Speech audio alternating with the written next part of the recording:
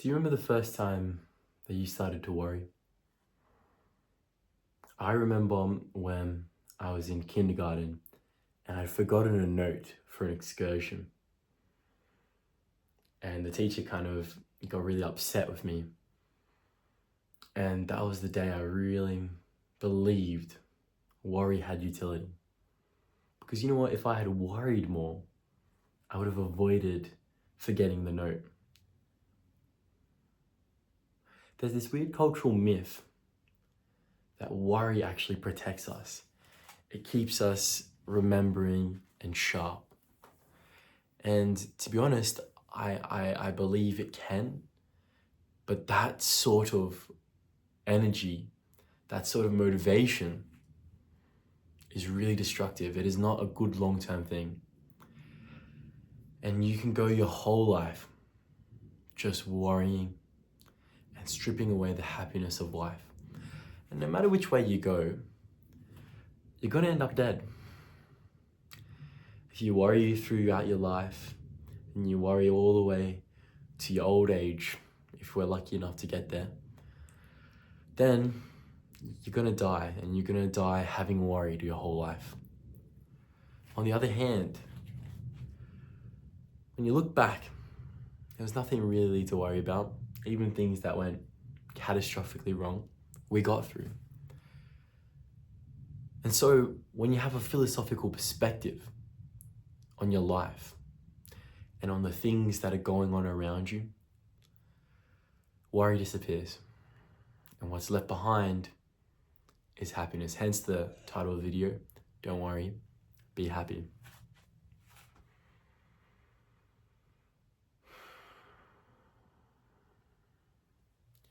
When I ask some of my clients and people I've coached and worked with before, do you want to give up worry completely? A lot of them will actually hesitate. And the reason why they hesitate is because on some level, they still believe that worry keeps them safe and has utility. But I just want to do this today. I want to disprove the utility of worry. First things first, let's think of your consciousness or your mind as something that has limited capacity and limited energy. What I mean by that is that you can only focus on one thing or a couple of things at a time. Your brain and your intellect and your mind has limited capacity. And so when we are at full capacity, when we're thinking clearly, we've got nothing else on our mind and we're just present, we're at full capacity and we're performing at our best. There's no insecurities or fears holding us back. We listen to the promptings of our spirit and then we execute. That's at full capacity. But then say you introduce something like a little worry or a little belief. You lose a little bit more energy because your mind is split. It's thinking about this thing here as opposed to being in the present.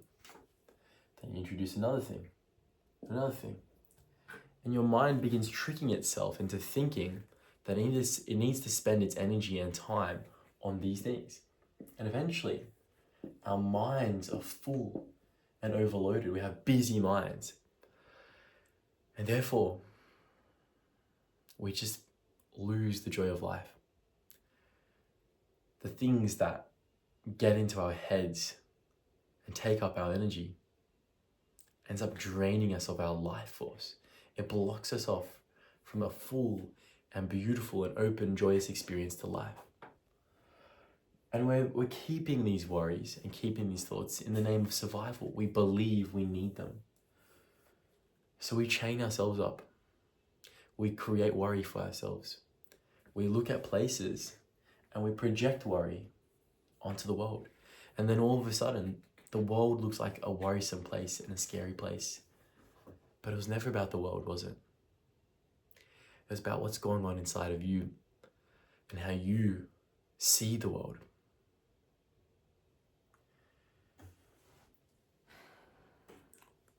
What I do when I've been working on myself, what coaches do, what healers do, what lovers do, And sometimes what alcohol, drugs, cigarettes, and vices, addictions do is they actually turn off your mind. They turn off your mind for a moment so you can get out of your head. And when you're out of your head, you're just peaceful again. Because you want to escape all this responsibility and this nonsense and this tension. It's not good to be in a tense mind. We can't exist in a tense mind. It's torture. That is hell on earth. But you see, the moment you realize that having a clear mind is the best way to go, is the moment you will start dropping those thoughts and grounding yourself. And this is what grounding is. It's realizing that you do better without your thinking. And so as we increase your understanding and your faith and trust in God, in the Holy Spirit, in the intelligence of life to guide you, when we start to learn how to trust that if we listen, God will tell us where to go. God will tell us where to go and what to do. That mind and life itself is guiding us in a direction, and we're able to listen and be open and perform at our best with it. Then our lives get infinitely better. And the cool thing about this is this process never ends. Things just go deeper. We have deeper grounding, deeper realizations, and we are always being guided by God. We are always being guided by the higher senses. So I'm wishing you all the best, and just remember, don't worry and be happy.